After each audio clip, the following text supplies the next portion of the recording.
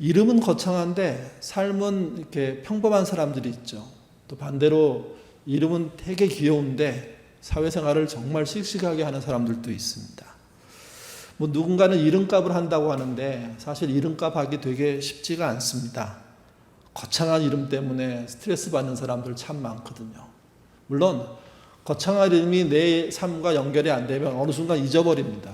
이름의 뜻도 의미도 없게 돼버리는 거죠. 저는 정성규인데 정자가 나라 정자입니다. 경주정이라고도 하고 나라정이라고도 하고요. 성자는 이룰 성자입니다. 그리고 규자는 흑토가 위아래로 두 개 있는 넓을 규자인데 말의 뜻은 그렇습니다. 나라의 땅을, 나라의 토지를, 나라의 어떤 범위를 넓게 이루는다는 뜻입니다. 그러니까 결국 제가 이름대로 살려고 한다면 뭐 간척업을 하든지 아니면 뭐 군인이 되어서 정복, 뭐 용병이 되든지 하여간 뭐 그렇게 해야 이제 이름하고 맞죠. 요즘은 뭐 사이버 시대니까 인터넷상으로 나라의 영역을 확대하는 작업들을 할 수 있는 일도 뭐 할 수 있다고 생각합니다.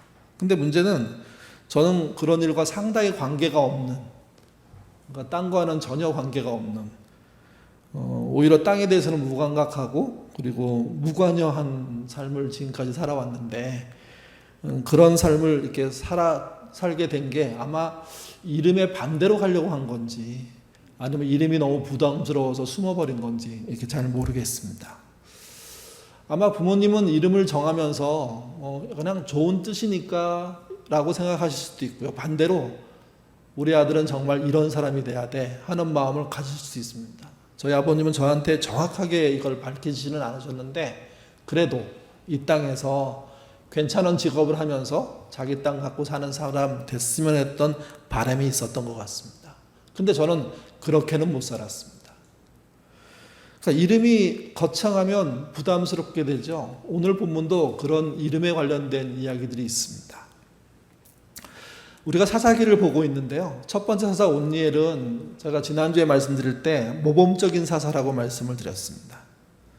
그리고 지난주 설교 본문이었던 에웃 두 번째 사사는 의외성의 인물이라고 말씀을 드렸죠. 그래서 왼손잡이라는 의미를 좀 강조해서 설명을 드렸습니다. 그리고 그 에웃이 얻어낸 그 민족의 결과가 뭐였냐면 80년의 평화입니다. 우리가 6.25를 지내고 난 지 73년 됐거든요. 광복한 지 78년 됐습니다. 어떤 면에서 80년 에웃이 만든 평화와 비슷하게 우리도 80년 가까운 평화를 이루려고 애쓰고 있죠. 근데 이 평화가 거저 얻어지는 게 아니라는 겁니다. 성경에 80년 평화했다니까 아무 일 없이 그냥 너무 행복하게 살았다는 의미로 확 받아들이시는데 아니요. 그 안에 수많은 어려움과 그다음에 갈등과 이런 것들이 그 국민들이, 그 백성들이 하나님의 말씀 안에서 해결하려고 부단히 부딪히고 노력하고 그러다가 점점점 식어가면서 80년이 되는 거죠. 우리의 80년도 만만치 않았습니다. 제 기억으로는 전환기가 아닌 해가 단 한 해도 없었던 것 같아요. 그 월드컵 할 때 좀 평화를 느낀 거 빼놓고는 저는 그 아시안 게임 할 때도 군대 생활을 시작해가지고 올림픽 끝나고 군대에서 제대했거든요. 그렇기 때문에 그때 느꼈던 평화로움 이런 거 잘 모릅니다. 오히려 저는 더 많은 작전과 더 많은 매복과 뭐 이런 거를 쓰고 있었거든요. 이게. 그러니까 제가 생각할 때도 전쟁 이후에 광복 이후에 82년이 다 되는 이 역사를 뭔가 채워내기 위해서 이 땅의 사람들은 치열하게 살았죠. 그렇게 해서 얻은 게 뭐냐? 평화라는 겁니다. 그래서 지도자보다는 우리나라는 국민이 대단합니다. 또 하나님의 간섭이 있었다고 믿을 수밖에 없는 사건들이 너무도 많습니다. 오늘 본문은 그 문제의 80년의 평화가 끝나고 난 다음에 이스라엘에게 다시 어려움이 찾아온다는 거죠. 그 어려움은 이방 땅, 본인들이 살려놓은 사람들에 의해서 벌어집니다. 그들이 블레셋이었습니다.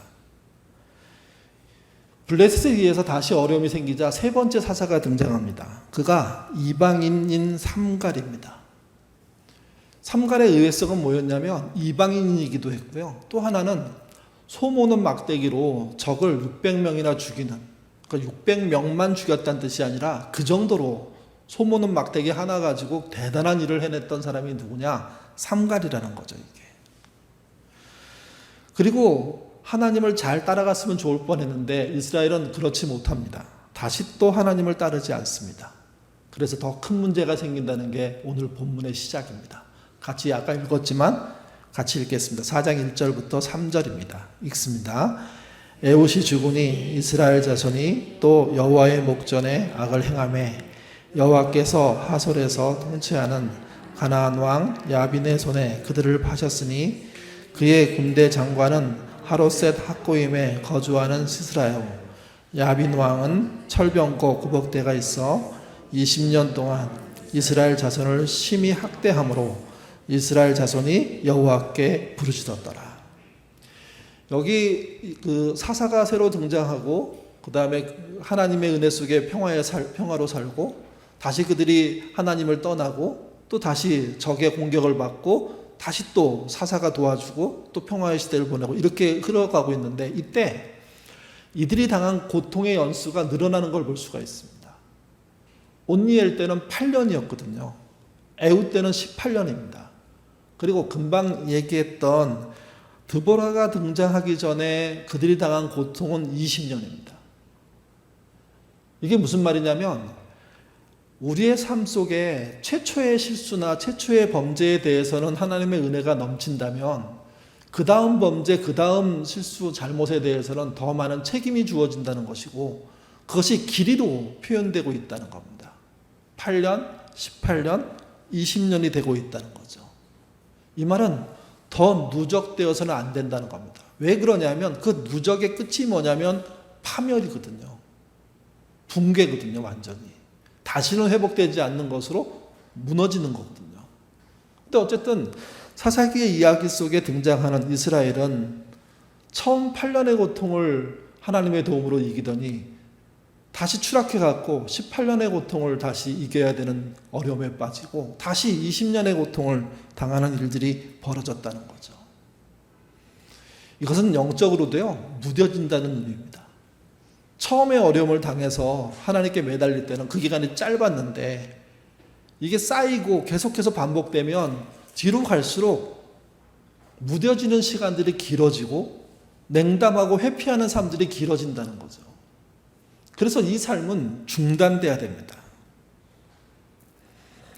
오늘 본문은 사람의 악의 어떤 시작을 그 사람의 욕심이라고 표현하기보다는 두려움이라고 표현합니다. 또는 불안이라고 표현합니다. 문제는 그 두려움과 불안이 왔을 때 이길 수 있는 방법을 찾는 데 있습니다. 오늘 본문의 불안은요, 적으로 등장한 가나안 왕 야빈이 소유하고 있는 군사력이 철병거 900대라는 겁니다. 당시 철병거를 지금의 전차로 비교할 수는 없습니다. 그렇지만 전차로 비교할 정도로 꽤 강력한 무기이긴 합니다. 철병거 한 대로는 뭘 크게 할 수가 없습니다. 근데 여러분 그게 900대가 한꺼번에 움직이면 그 기세라는 게, 그 위용이라는 게, 그 속도라는 게 사실은 맨몸으로 싸워야 되는 사람 입장에서는요, 상상을 초월하는 무기입니다. 그 무기 앞에 그들은 욕심은 생각해보지도 못하고 불안과 두려움 속에 벌벌 떨고 있게 되었고 그로 인해서 어떻게 해야 될지 모르는 나락으로 추락하고 있는 거죠. 그게 네 번째 사사 에봇이 등장하기 직전의 이스라엘의 모습입니다. 여러분, 첨단 무기를 누군가 갖고 우리를 위협한다면 우리에게도 첨단 무기가 필요하잖아요. 아니면 더 센 무기가. 근데 그게 우리에게 없는 상태에서 누군가의 힘에 의해서 도움을 받으면 그 돕는 자들이 공짜로 도와줄까요? 그렇지 않습니다. 이스라엘 역사 속에도 봐도 그 비용은 어마어마합니다. 그러니까 우리나라는 나라도 우리가 갖출 만한 무기를 갖춰야 될 수밖에 없는 형편에 처하게 되는 거죠. 근데 여러분, 북한이 핵무기를 가지니까 우리도 핵무기를 가지려고 했습니다, 이번에. 근데 미국에 의해서 거절됐죠. 그리고 자신들의 핵무기로 우리를 도와주겠다고 얘기합니다. 그게 공짜일까요? 여러분 그렇지 않습니다. 수조 원의 돈을 요구합니다. 사실은. 이게 무슨 얘기냐면 첨단 무기에 대한 대응책은 첨단 무기가 아니라는 겁니다. 그걸 쫓아가다 보면 모든 일을 거기에 쏟아부어야 되는 수밖에 없고 무기의 노예가 되는 형태가 되고 무기가 모이면 결국 뭐 할까요? 그건 전쟁에 쓰이게 됩니다. 전쟁에 억지력이 있는 것 같지만 반대로 전쟁이 시작되면 무섭게 터지는 폭발력도 존재하는 거거든요. 본문에 등장하는 철병거 900대에 대한 두려움은 이스라엘 사람들에게 너무너무 큰 거였습니다. 근데 본인의 능력으로는 아무것도 할 수가 없었던 거죠. 만들어낼 수가 없으니까. 그래서 그들이 고민 속에 정말 여러 가지 노력 속에 찾아낸 길이 뭐였냐? 하나님께 부르짖는 거였습니다. 그래서 4장 3절에 이스라엘 자손이 여호와께 부르짖더니 라는 말씀으로 모든 이야기가 전환됩니다. 4장과 5절로 넘어가면 그래서 이제 네 번째 사사 드보라가 등장합니다. 같이 읽어보시죠. 읽겠습니다. 그때 라피도세 아내 여선지자 드보라가 이스라엘의 사사가 되었는데 그는 에브라임 산지 라마와 베델 사이 드보라와 종려나무 아래 거주하였고 이스라엘 자손은 그에게 나아가 재판을 받더라. 남성 중심의 가부장 중심의 사회에서 여성이 리더십을 갖는다는 것은 이게 가벼운 일이 아닙니다. 정말 드문 일이기도 합니다. 근데 하나님이 남자를 부르지 않고 여자를 불렀습니다. 이 말은 남자들이 그만큼 준비되지 않았다는 의미도 됩니다. 재미있는 건 이겁니다. 여자를 불렀는데 그 여자를 설명할 때 납비돗의 아내로 설명합니다.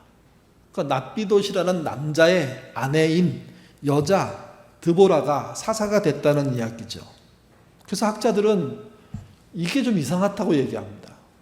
왜 그러냐면 남자를 다 제끼고 주부인 여성이 사사가로 불름받았는데 그 주부인 여성을 설명하는데 굳이 남편의 이름을 써먹을 필요가 있겠냐는 거죠. 그래서 이 부분에 대한 연구가 진행되면서 랍비돗의 아내란 말이 다른 뜻이 있을 거라는 토론들이 진행됐습니다. 그리고 이제 나온 결과 중에 하나가 이런 겁니다. 랍비돗은 그 뜻이 횃불이라는 뜻입니다. 또 아내로 번역되어 있는 이 말은 사실은 여인이란 뜻입니다. 그 남편의 여인이니까 그 남자의 여인이니까 아내가 된다는 표현이기도 한데요. 그래서 납비돗의 아내는 횃불 여인 이렇게 번역할 수도 있다는 겁니다. 오히려 그렇게 번역해야 드보라가 등장한 이유를 더 강력하게 설명할 수 있다는 거죠. 당시 남자 그 누구도 횃불을 들고 앞서 나가지 못하는 상황인데 근데 여성이 하나님의 부르심에 즉각 응답했다는 겁니다. 이 말은 이런 말도 됩니다. 드보라를 부르기 전에 하나님이 많은 사람을 부를 가능성이 있었다는 겁니다. 누구도 응답해내지 못한 거죠. 누구도 그 말씀을 받아내지 못한 거죠. 근데 여성이 누구의 아내가 부름을 받았다고 그때 그를 부를 때 누구의 아내로 부르지 않고 횃불의 여인으로 부르는 게 맞다고 설명을 하는 거죠. 이게 사사 드보라가 부름을 받고 난 다음에 자신이 받은 명령을 하나님의 뜻에 따라 바락이라는 장수에게 전달을 합니다. 이 바락이 남자잖아요, 이스라엘에. 근데 사사로 부름받지 않고 사사의 밑에 있는 장수로 쓰임받게 되는데 이 사람의 태도를 통해서 당시 남자들이 어떤 태도를 가졌는지 알 수가 있습니다. 6절에서 8절 말씀 읽겠습니다. 드보라가 바락을 불러다가 하나님 여호와께서 내가 야빈의 군대 장관 시스라와 그의 병거들과 그의 무리를 기손 강으로 이끌어 내게 이르게 하고 그를 내 손에 넘겨주리라 하셨느니라. 바락이 그에게 이르되 만일 당신이 나와 함께 가면 내가 가려니와 만일 당신이 나와 함께 가지 아니하면 나도 가지 아니하겠느냐. 예. 장수에게 찾아갔습니다. 하나님이 당신에게 그 사람 이름이 바락인데 당신에게 사사인 나를 통해서 임무를 맡깁니다. 그러니 그 임무를 수행해 주십시오. 이렇게 명령을 전달했더니 그가 하는 말입니다. 자기 혼자는 못 가겠다는 겁니다. 그리고 조건을 겁니다. 사사, 당신이 나랑 같이 간다면 나는 갈 수 있다는 거죠. 이게. 재밌는 건 바락의 이름의 뜻이 번개란 뜻입니다.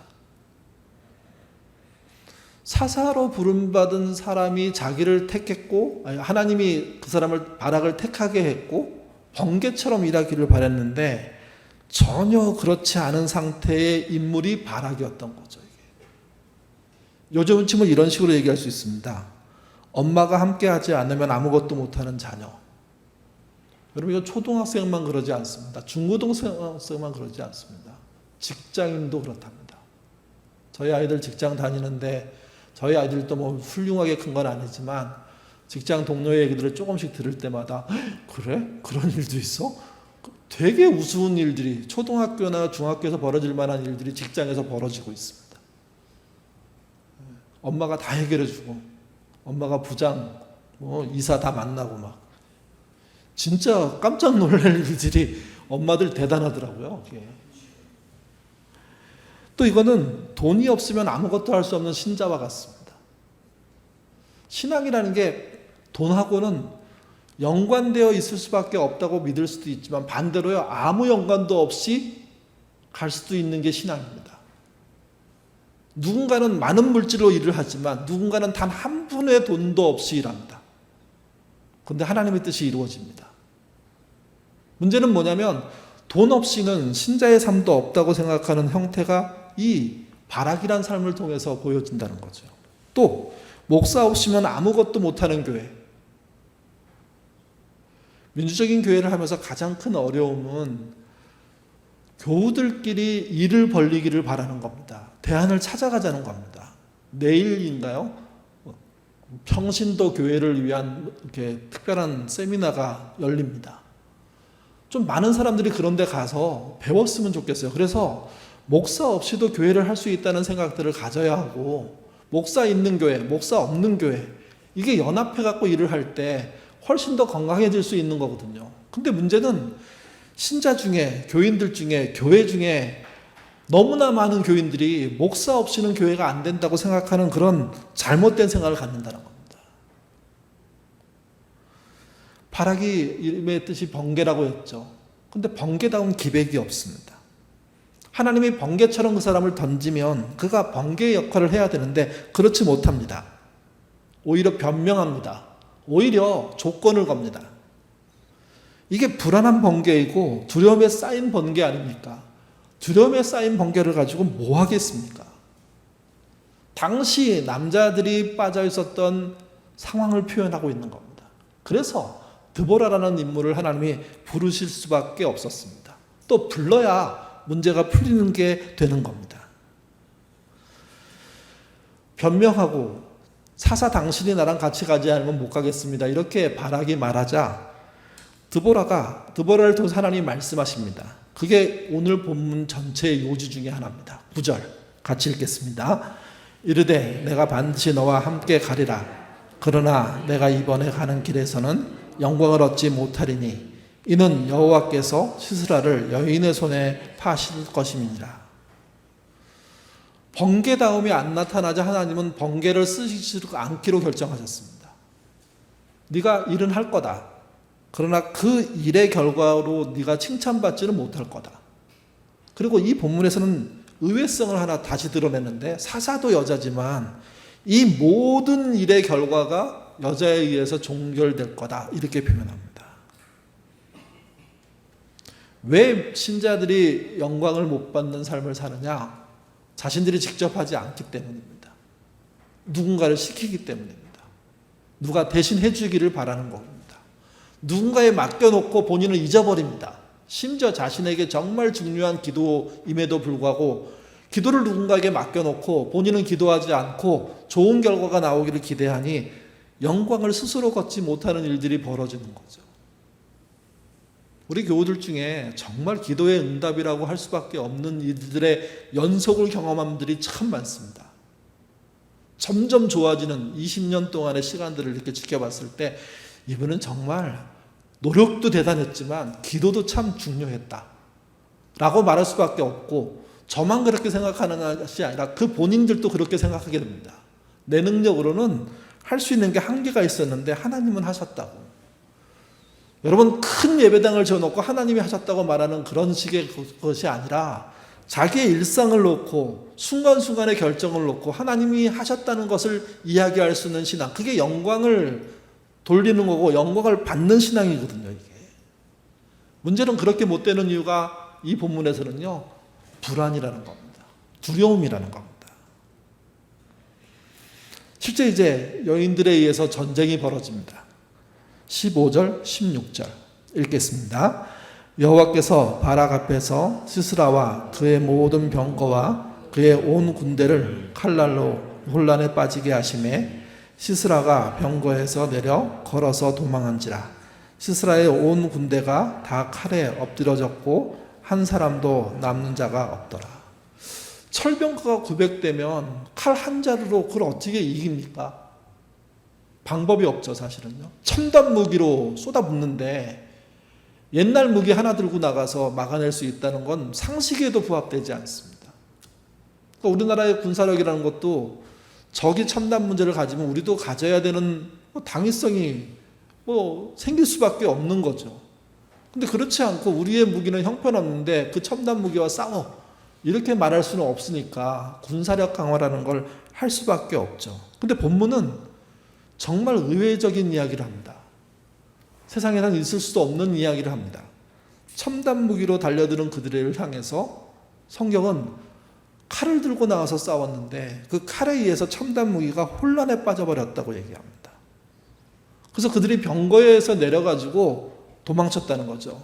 이 말은 아마도 이렇게 생각할 수 있습니다. 철병거라는 게 그 바퀴에 의해서 움직이는 거잖아요.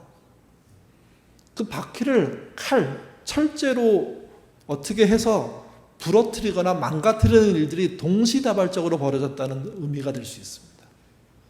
멀쩡한 게 갑자기 못 쓰게 됐다는 뜻이 아니라 이스라엘 군대에게 그것을 넘어설 수 있는 전략, 전술이 습득됐고 그로 인해서 병거 하나하나가 전부 다 바퀴가 망가지는 일들이 벌어졌고 그게 이스라엘의 칼에 의해서, 그러나 그것은 하나님의 칼인데 그것에 의해서 900대 모두가 망가지는, 그래서 도대체 쓸모가 없게 되는 일들이 벌어졌다는 거죠. 본문은 이렇게 말합니다. 온 군대가 다 칼에 엎드러졌고 한 사람도 남은 자가 없더라.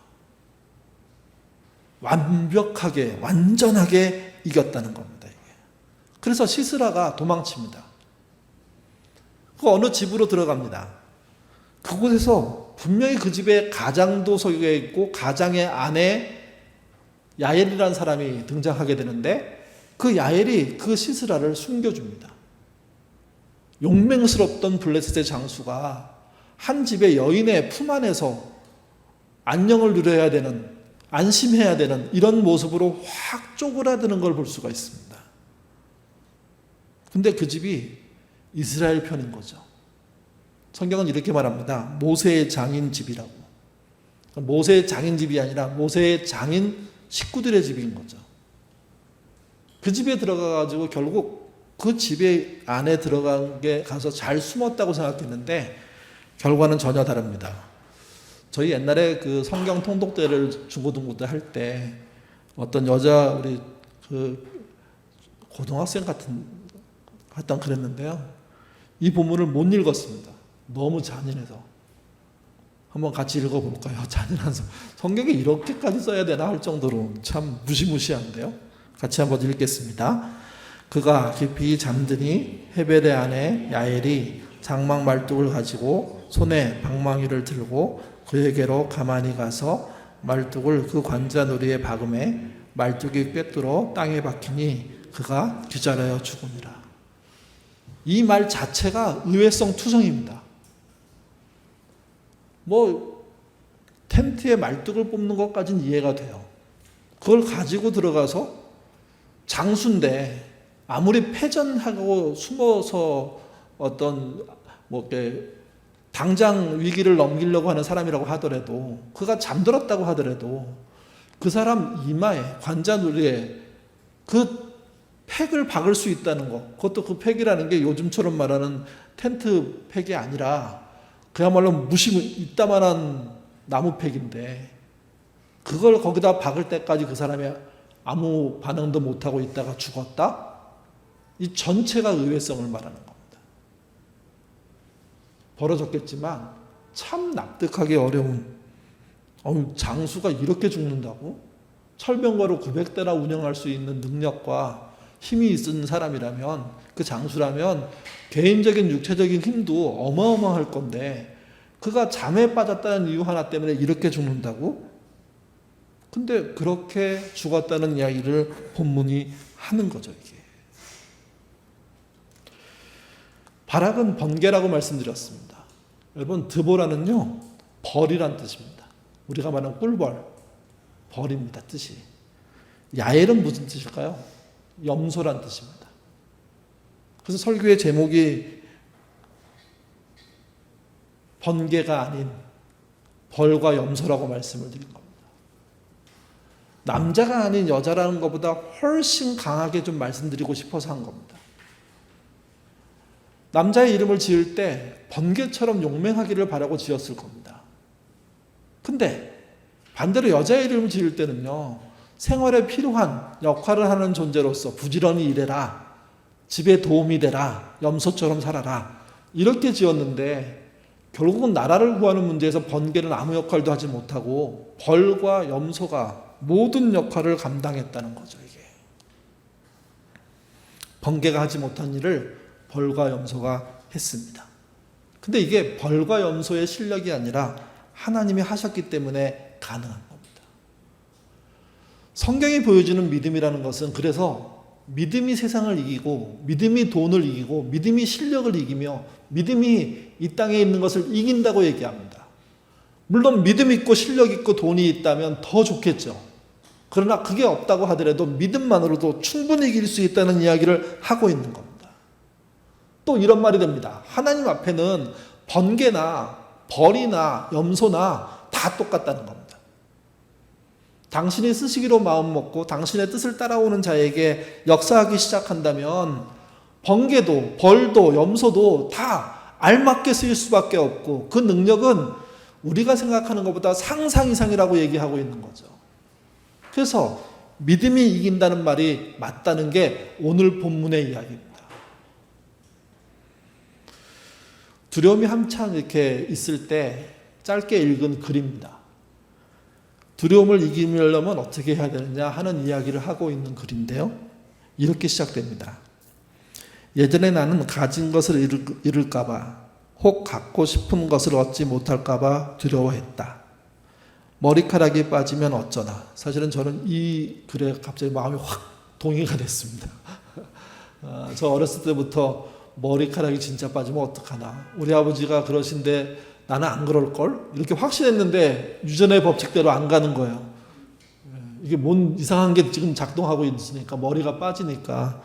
이 본문을 읽는데 어찌나 다음 답이 궁금하죠. 큰 집을 못 사면 어쩌나. 체중이 불어서 몸매가 형편없어지면 어쩌나. 직장을 잃으면 어쩌나. 장애인이 돼 아이들과 공놀이를 못하게 되면 어쩌나. 늙어서 약해져 주변 사람들을 거두지 못하게 되면 어쩌나. 하지만 인생은 귀담아 듣는 사람에게 가르침을 준다는 사실을 이제 나는 알게 되었다. 앞의 이야기는 전부 불안과 두려움이에요. 걱정이에요. 개인적인 거죠, 지극히. 나에게 찾아올 가능성이 매우 높다는 거. 요즘 아내를 통해서 아프다는 것을 한 번도 느껴보지 못했는데, 병 들었다, 아프다, 오래 병을 이렇게 갖고 있다라는 게 얼마나 큰 문제인지에 대해서 배우고 있습니다. 아내가 아픈데 나는 배운다, 그런 뜻이 아니라 저희 부부가, 우리가 그동안 신방하면서 아픈 사람을 위로한다고 했고, 또 우울증에 빠진 사람에게 힘내라고 얘기하고, 또 안 먹는 사람에 먹으라고, 또 뭐 너무 살찐 사람에게 살을 빼라고, 용기 내라고 막 얘기했던 많은 것들이 생각보다 부족했다. 생각보다 정말 진심이 담기기보다는 잘 모르고 한 말이 너무도 많다라는 걸 배우고 있습니다. 왜 그러냐면 크게 어려워지니까 웬만한 위로, 웬만한 권면은 들리지도 않아요. 이게. 앞에서 읽은 글은 이렇게 이어집니다. 머리카락이 빠지면 최고로 멋진 대머리가 되면 된다. 저는 그냥 웃었습니다. 이렇게 평범한 답을 주다니. 근데 생각할수록 틀린 말이 아니에요. 머리의 문제, 머리카락의 문제가 아니라는 이야기를 하고 있는 거거든요. 머리카락이 있는 것과 없는 것이 큰 문제로 너는 생각하고 있는데 그게 아니라 오히려 실제 머리의 쓰임새는 머리카락에 있지 않고 머리를 통한 어떤 일에 있다고 얘기하는 겁니다. 머리카락은 없지만 머리로 획기적인 아이디어를 떠올릴 수 있음을 감사하게 될 것이다. 머리를 제대로 깊게 사용해서 얻는 결과를 보게 된다면 머리카락 없는 것 정도는 아무 문제도 아니라는 거죠. 집이 사람을 행복하게 만들어주진 않는다. 불행한 마음으로는 더 큰 집에 산다고 한들 만족감을 얻지 못할 것이다. 저는 우리 교우들 중에 집을 줄여가지고 알맞게 옮겨가는 분들이 너무 지혜롭다고 생각합니다. 뭐 청소 못해서 이렇게 간단하게 소개하시는데 아니요. 삶을 규모 있게 자기에게 맞추는 방식을 터득했기 때문에 그런 방식들이 가능한 거죠. 큰 거로 만족하지 않다는 거. 하지만 마음이 즐거우면 어떤 가정이든 행복하게 꾸릴 수 있다. 집이 작아도 가족이 서로 마음이 맞고 함께 살 수 있다면 그 집 크기에서 오는 행복하고는 상대가 안 되는 행복이 늘 넘칠 수밖에 없다는 겁니다. 이야기는 이렇게 이어집니다. 앞에 몸매 이야기가 나오는데 몸매보다 중요한 거는 감정과 영혼이다.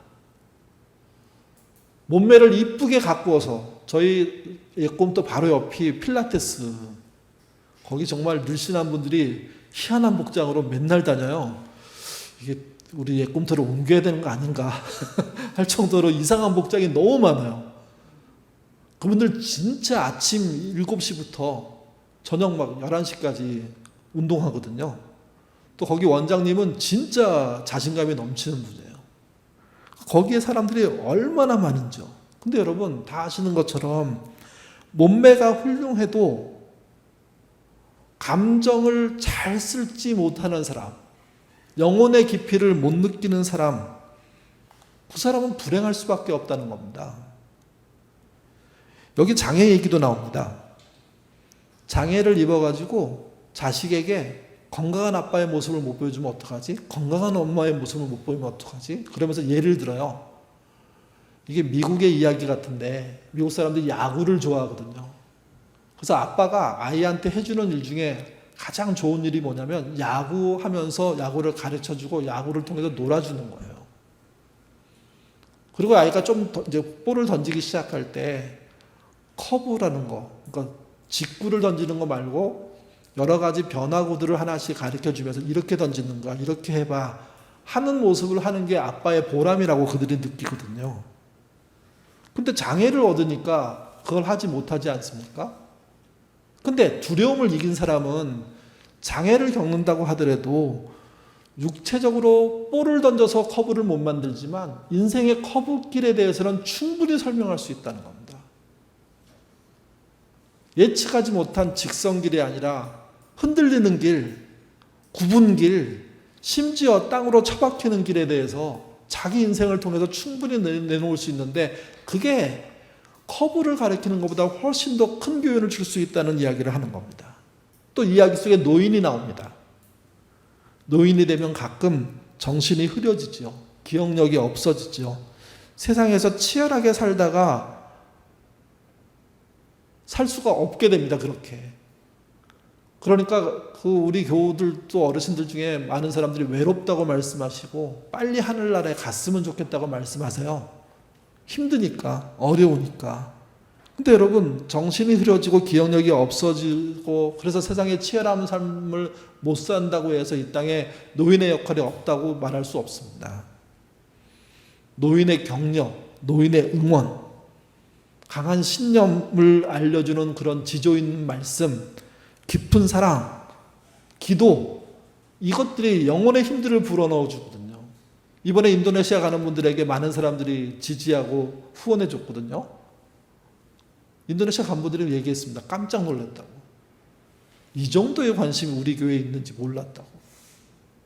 자기들은 6명이 되게 쓸쓸하게 다 갔다 올 것처럼 걱정했던 거예요. 근데 그게 아니라 광고 이후에 사람들이 보이는 태도와 관심, 그리고 지지, 응원, 이게 생각 이상으로 너무 많아서 너무 놀랬고 오히려 지금은 부담스럽다고. 우리가 잘 갔다 올 수 있을지 모르겠다고. 우리 인생에서 제일 중요한 건 사실은 찾아온 두려움을 이기는 방식입니다. 이 글의 마지막은 이렇습니다. 같이 한번 읽어보죠. 읽겠습니다. 춤추지 못하게 되면 즐겁게 노래하리라. 노래할 힘이 없으면 흐뭇한 마음으로 휘바람을 불 것이다. 숨이 가쁘다면 다른 사람의 말에 귀를 기울이고 마음으로 사랑을 외치리라. 밝은 빛이 다가오면 조용히 기도하리라. 기도하지 못하게 될 때까지, 그러면 하나님께 돌아갈 때까지 되라. 그러니 무엇을 두려워하랴. 우리 인생의 가장 피크는 두려움을 넉넉히 이기는 삶으로 인생을 마감하는 거라는 겁니다.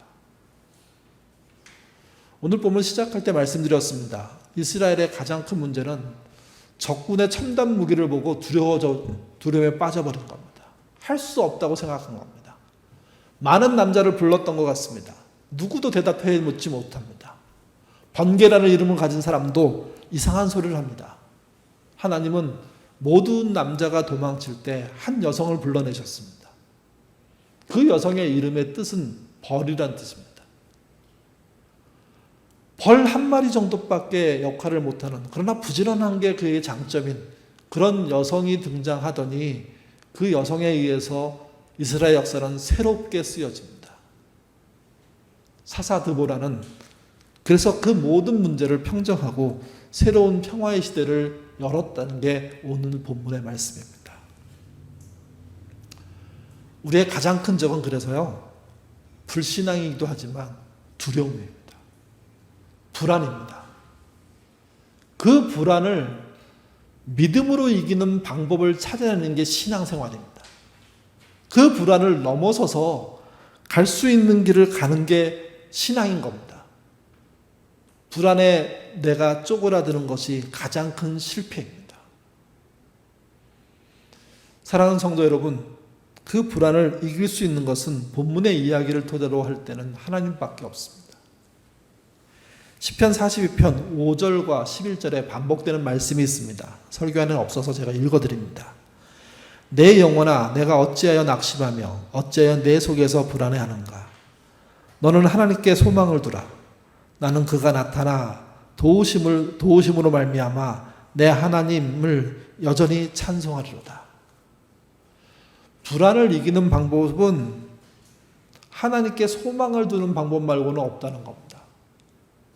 여러분, 하나님께 소망을 둔다고 하면 그 마음을 두는 순간 모든 문제가 풀릴까요? 아니요. 그것을 내 것으로 받아들이고 그 소망 안에 거하는 수고와 노력들을 해내는 게 믿음이라는 거죠. 그렇게 해서 불안과 두려움을 이겨내는 경험이 쌓여야 그 신앙으로 누군가를 격려하고 도울 수 있는 삶이 되는 겁니다. 하나님은 번개를 통해서도 일하시고 벌을 통해서 일하시고 염소를 통해서도 일하십니다. 하나님에겐 불가능이 없다는 이야기입니다. 내가 번개로서 이름이 지어져 있던 벌로, 염소로서 이름을 지어졌던 상관할 필요가 없다는 겁니다. 제일 중요한 건 찾아온 불안을 이기는 겁니다. 찾아온 두려움을 하나님께 소망을 둠으로 이겨나가는 겁니다. 쉽지 않은 일이지만 여기에 매진하시면, 그러면 드보라처럼 새로운 시대의 대안이 되는 일들을 하실 수 있습니다. 아니, 드보라처럼 그런 대안을 안 해도 괜찮습니다. 여러분의 일상이 정말 괜찮은 방향으로 세워져 가는 은혜가 있다는 거죠. 마지막 읽었던 말씀을 기억하십시오. 춤추지 못하게 되면 즐겁게 노래하리라. 노래할 힘이 없으면 흐뭇한 마음으로 휘바람을 불 것이다. 신앙도 동일합니다. 할 수 없는 영역이 생기면 피해갈 수 있는 길들도 있다는 사실을 잊지 마십시오. 이길 수 있는 방법도 있다는 사실을. 할 수 없는 상황에 주저앉고 죽는 게 문제지, 살아나려고 노력하기 시작한다면 그 살아날 길은 수없이 많다는 겁니다. 불안, 두려움, 그래서 넉넉히 이길 수 있습니다. 일을 하시다가 어려워지셨습니까? 관계가 뒤틀어지셨습니까? 무더운 여름 너무 힘든 시간들을 보내고 계십니까? 그게 끝이 아니라는 겁니다. 두려움을 이기고 불안을 이길 수 있다면 그것은 오히려 시발점, 출발점, 정말 가능성의 시작이 될 수 있다는 겁니다. 아니, 가능성의 시작인 거죠. 그 시작을 하심으로 여러분을 엄습하는 불안함을 이기시기를 바랍니다. 그리고 그 이기는 길에 가장 중심에는 하나님께 소망을 두는 믿음 있으셔야 됩니다. 그 믿음으로 불안을 이기시는 저와 여러분 되시기를 주님의 이름으로 부탁드립니다. 기도하겠습니다. 올해 들어 직업과 일터, 또 수입, 경제적인 문제에서 위기에 빠진 교인들이 많이 생겨나고 있습니다. 거창한 대안이 없으면 답이 없을 것 같은 두려움 속에 빠져도 있습니다. 이런 여러 가지의 어려움들이 우리를 짓누르기도 하지만 사실은 그것이 주는 불안, 그것이 주는 두려움 때문에 우리는 더 짓눌리고 있습니다. 두보라라는 여성이 모든 남성들이 하나님의 부르심에 온전하게 대답하지 못할 때 정말 온전하게 하나님을 의지함으로 자신을 하나님께 내맡겼던 것을 보게 됩니다. 불안을 이기는 방법을 하나님께 소망 두고 사는 삶으로 바꿔내온 것입니다. 우리도 그럴 수 있도록 하나님 인도하여 주옵소서. 정말 우리의 삶이 춤추지 못하는 그런 상황이라면 노래하는 상황으로 바꿔버리고, 노래조차 할 수 없다면 휘바람을 부는 것으로 바꿀 줄 아는 그런 믿음이 되기를 원합니다. 절대로 주저앉고 포기하고 도망치는 삶이 아니라 빈틈을 찾고 우회로를 찾고 길을 찾아 뚫고 나가는 우리가 될 수 있도록 하나님 인도하여 주옵소서. 불안은 불안한 자에게나 불안이지, 두려움은 두려운 자에게나 두려움이지, 실제 그 두려움을 넘어서고 불안을 넘어서 보면 아무것도 아닙니다. 불안을 겪는 자, 두려움을 겪는 자들에겐 참 미안한 말이지만 이길 수 있는 믿음도 있다는 사실을 잊지 않게 하시고 하늘 소망으로 이기는 우리 모두가 되도록 인도하여 주옵소서. 그래서 경제적인 어려움 이기기를 원합니다. 직업적인 한계 이기기를 원합니다. 삶의 고통들 이기기를 원합니다. 질병들 물리치기를 원합니다. 더 나은 길로 몸이 만들어지지 않는다고 하더라도 정신은 무너지지 않는 우리가 될 수 있도록 하나님 인도하여 주시옵소서. 이 시간 특별히 간절히 기도합니다. 직장의 문제 때문에 큰 어려움 당한 우리 교우들, 건강의 문제 때문에 어려움 당한 우리 교우들, 실망하지 않고 전능하신 하나님을 붙잡고 내가 벌이라도 내가 염소라도 하나님이 쓰시면 쓰임받을 수 있다는 믿음으로 도전하는, 그래서 불안과 두려움을 이기는 그런 삶 사도록 도와주시옵소서. 감사하며 예수님 이름으로 기도드립니다. 아멘.